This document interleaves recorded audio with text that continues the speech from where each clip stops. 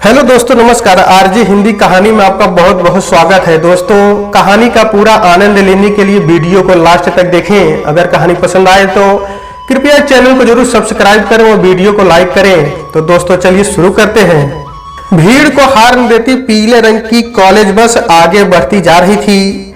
गरिमा किसी तरह सांस रोककर बस में बैठी हुई थी। वो मन ही मन भगवान को याद कर रही थी। थोड़ी ही देर में गरिमा का स्टॉप आ गया। बस भैया यहीं उतार देना, मेरा स्टॉप आ गया। गरिमा ने चैन की सांस लेते हुए कहा। 24 वर्षीय गरिमा मेडिकल साइंस की छात्रा थी। पढ़ने में तेज और बुद्धिमान गरिमा शारीरिक रूप से काफी मोटी थी। बहुत ज्यादा वजन होने की वजह से अक्सर लोग उसे मोटी मोटी कहकर चिढ़ाते थे। इन सभी के चलते उसमें आत्मविश्वास की भी काफी कमी आ गई थी। गरिमा को भी इन सब की आदत हो चुकी थी। यही एक कारण था कि गरिमा के ज्यादा दोस्त मित्र भी नहीं थे। बस एक अच्छी सहेली विनीता ही थी गरिमा की, जिससे थोड़ा बहुत दिल की बात कर लेती थी। सुबह 8 बजे गरिमा अपनी कॉलेज बस से कॉलेज आती थी और सभी क्लासेस अटेंड करती थी। फिर शाम को 5 बजे कॉलेज बस से घर आ जाया करती थी। यही उसकी रोज की दिनचर्या थी। इधर कुछ दिनों से गरिमा को महसूस हो रहा था कि बस का ड्राइवर उसे घूरता रहता है। उतरते चढ़ते बैठते उसे ऐसा लगता जैसे बस ड्राइवर की दोनों आंखें उसे देखती रहती है। लड़कियों को एक छठी इंद्री भगवान ने दी है कि कौन उन्हें कब कैसे किस नजर से देख रहा है उन्हें पता चल जाता है। गरिमा असहज सी बैठी रहती। कभी कभार अगर सामने छोटे शीशे पर नजर जाती तो ड्राइवर उसे जाने किस पहेली की तरह पढ़ता प्रतीत होता। ये रोज की ही दिनचर्या हो गई थी। गरिमा घुटी घुटी सी कुछ भी कहने में असमर्थ बस परेशान रहने लगी। ऐसा नहीं था कि वो पहली बार इस बस से कॉलेज जा रही हो, बल्कि उसे इस बस से जाते हुए 2 साल हो चुके थे। इससे पहले ड्राइवर ने इस तरह से कभी नहीं किया था, परंतु अब ड्राइवर का यह व्यवहार बहुत अप्रत्याशित था। दूसरी तरफ 48 वर्षीय अधेड़ महेश, जो कि इस कॉलेज में कई वर्षों से ड्राइवर था, ड्राइवर होने के साथ साथ वह बाकी बसों के ड्राइवरों का हेड भी था। गरिमा हमेशा उसी बस से कॉलेज जाया करती थी जिसे महेश चलाता था। 2 वर्षों से गरिमा और महेश के बीच एक जान पहचान कायम हो चुकी थी। दोनों के घर भी संयोग से एक ही कॉलोनी में थे। महेश शादीशुदा था और उसके बड़े बड़े 2 बच्चे थे। अचानक महेश का गरिमा को यूं घूरते रहना गरिमा की क्या किसी की भी समझ से परे था। जब गरिमा से रहा नहीं गया तो इसके लिए उसने अपनी सहेली विनीता से मदद मांगी और उसे पूरी मनोव्यथा कह सुनाई। विनीता ने पूरी बात सुनकर गरिमा को बिना डरे ड्राइवर का सामना करने का सुझाव दिया। विनीता ने गरिमा को समझाया कि इसमें उसकी कोई गलती नहीं है। अगर ड्राइवर अपनी हरकतों से बाज नहीं आता है तो वह प्रशासन में इसकी शिकायत करेगी। सुनकर गरिमा को थोड़ा साहस आया। अगले दिन गरिमा ने ड्राइवर के पास आकर उसके इस अभद्रता की वजह पूछी। ड्राइवर पहले तो शांत रहा, फिर गरिमा के डांटने पर उसने साफ साफ कहा कि तुम जैसी शरीफ लड़की मैंने पहले कभी नहीं देखी। यहाँ पर लड़के लड़कियां क्या क्या नहीं करते, अकेले में मुंह मारने का मौका नहीं छोड़ते। हर लड़की का कोई ना कोई मित्र है, लेकिन तुम हमेशा अपने काम से काम रखती हो। मैं कब से तुम्हें देख रहा हूँ, आज तक किसी लड़के से बात तक करते नहीं पाया तुम्हें। कॉलेज से सीधा घर आना, घर से सीधा कॉलेज जाना, सबसे बस मतलब भर की बात करना। मुझे तुम्हारी इसी सादगी ने मोह लिया है। मैं तुमसे प्रेम करने लगा हूँ। यह सुनकर गरिमा को बहुत आश्चर्य हुआ। अपने से दूनी उम्र के आदमी से ये सब सुनकर गरिमा को जैसे सांप सूंघ गया हो। पहले आप अपनी उम्र देखिए, मेरी उम्र के बच्चे हैं आपको शर्म आनी चाहिए मेरे लिए ऐसा सोचते हुए। उसने धिक्कारते हुए कहा, मैं मानता हूं तुम मुझसे उम्र में बहुत छोटी हो, पर प्रेम में इन सब बातों के कोई मायने नहीं होते। आपकी बीवी को जब इस बात का पता चलेगा तो वह आपको कभी माफ नहीं करेगी। मैं अपनी पत्नी से प्रेम नहीं करता, वह तो एक जिम्मेदारी है जिसे कब से निभा रहा हूँ।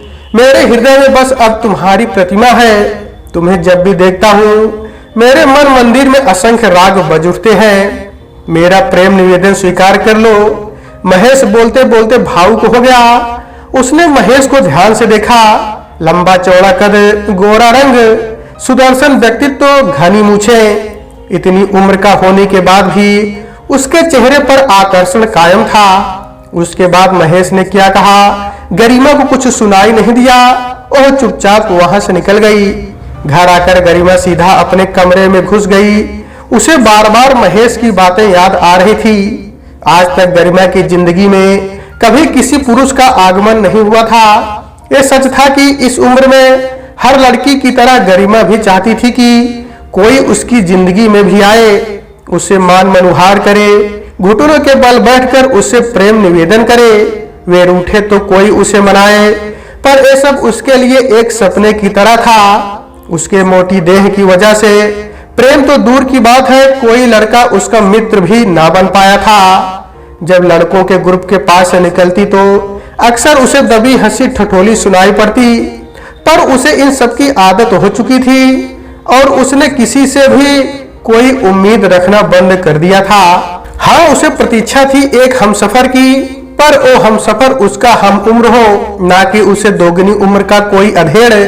एक सजीला खूबसूरत युवक उसे प्रेम करे, किसी अधेड़ के लिए तो उसकी कल्पना में भी जगह नहीं है। फिर भी महेश के प्रेम निवेदन ने उसके स्त्री मन की भावनाओं को जागृत कर दिया था। गरिमा रोज की तरह कॉलेज जाती। बस में जब चढ़ती तो महेश देवदास की तरह पूर्ववत उसे देखता रहता। उसकी आंखों में अब प्रेम के लिए मरने मिटने वाले भाव साफ नजर आने लगे थे। गरिमा जब उसकी तरफ देखती तो उसकी टकटकी को वो सह न पाती और नजर फेर लेती। यह क्रम कई महीनों तक चला। हर बार गरिमा गुस्से और परेशानी के भाव लिए आगे बढ़ जाती, पर महेश को इससे कोई फर्क नहीं पड़ता। धीरे धीरे गरिमा के दिल में भी प्यार का अंकुर फूटने लगा और गुस्से के भाव की जगह स्नेह भाव ने जगह बना ली। धीरे धीरे दोनों फोन पर बात करने लगे। महेश गरिमा पर जान छिड़कता था। अब महेश के देखने से गरिमा को बुरा ना लगता।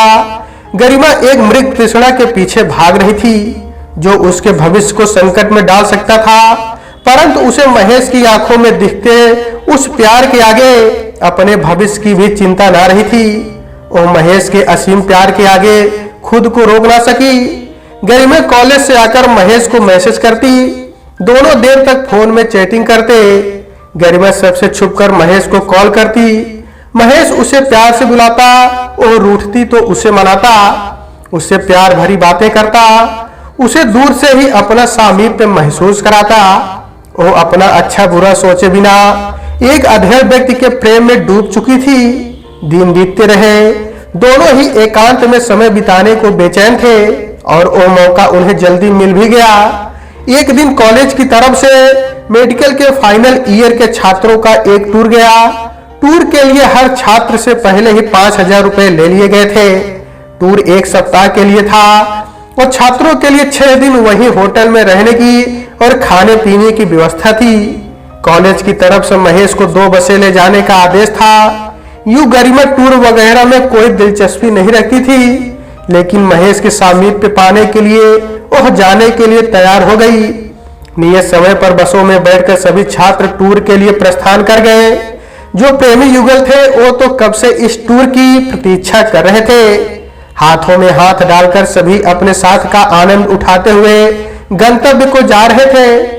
रास्ते में सफर का आनंद उठाते हुए अद्भुत दृश्यों की प्रशंसा करते हुए सभी अभिभूत हो रहे थे।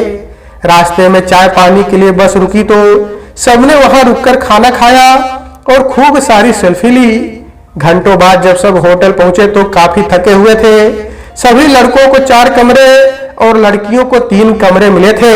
वहां पर कुछ देर तक सबने आराम किया और कुछ घंटे बाद तैयार होकर सब घूमने के लिए अपने अपने कमरों से बाहर आ गए। दिन भर सब घूमते रहे। रात को खाना खाकर अपने अपने कमरों की तरफ चल दिए। रात को जब सब सो गए तो महेश ने पीछे की खिड़की की तरफ आकर गरिमा को बुलाया। गरिमा उठी और ये सुनिश्चित करके कि सब सो गए हैं वह दबे पांव कमरे से बाहर आ गई। महेश उसका बाहर ही इंतजार कर रहा था। वह उसके साथ दूसरे कमरे में चल दी। दोनों बहुत दिनों से एक दूसरे का सामीप्य पाने के लिए बेचैन थे। कमरे में आते ही दोनों एक दूसरे से लिपट गए। महेश ने गरिमा को बहुत प्यार किया। उसकी गर्दन पर, उरोजों पर असंख्य चुंबन किए, जिससे गरिमा मदहोश होती चली गई। गरिमा के शरीर को महेश ने अपने होठों के चुंबन से उस पर प्यार बरसाने लगा। उसकी उखड़ती सांसों ने महेश के अंदर तूफान ला दिया। जब ज्वार शांत हुआ तो दोनों आलिंगनबद्ध होकर सो गए। महेश के लिए जहां एक शुद्ध प्रेम था, वहीं गरिमा के लिए भी प्रेम की मूक अभिव्यक्ति थी। महेश ने गरिमा के स्त्रीत्व को संतुष्ट करके उसके अंतर्मन में अपना स्थान बना लिया था। तड़के सुबह सबके जागने से पहले गरिमा अपने कमरे में आ गई और आकर लेट गई।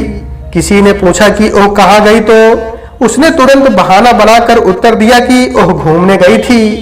वो उन पलों को महसूस करके मदहोश हो रही थी।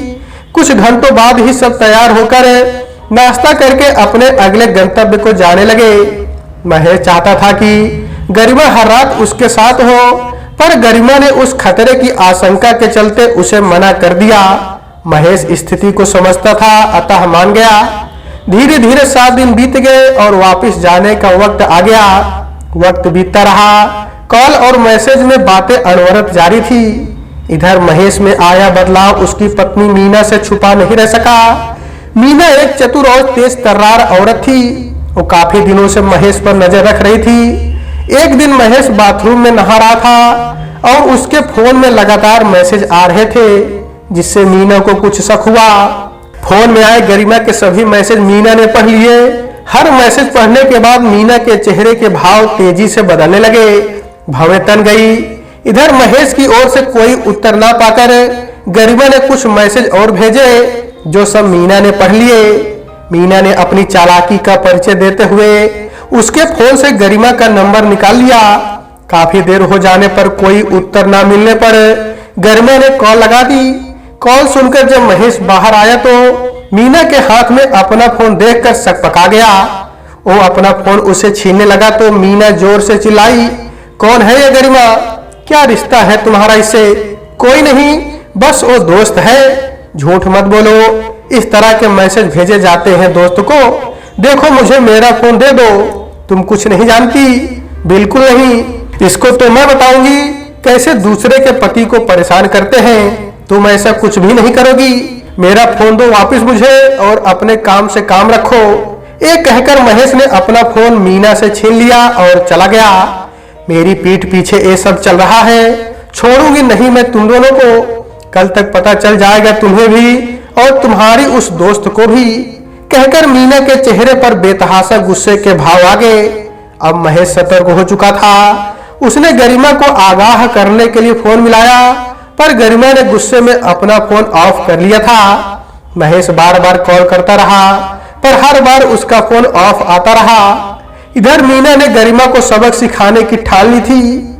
उसने अगले दिन गरिमा को कॉल किया और उसके कॉल उठाते ही उसने आओ देखा न ताओ, वो गरिमा पर जमकर बरस पड़ी। उसके माता पिता के दिए संस्कारों पर सवाल उठाने लगी। गरिमा जब अपनी सफाई में कुछ बोलने लगी तो उसने गरिमा को डांट कर चुप करा दिया।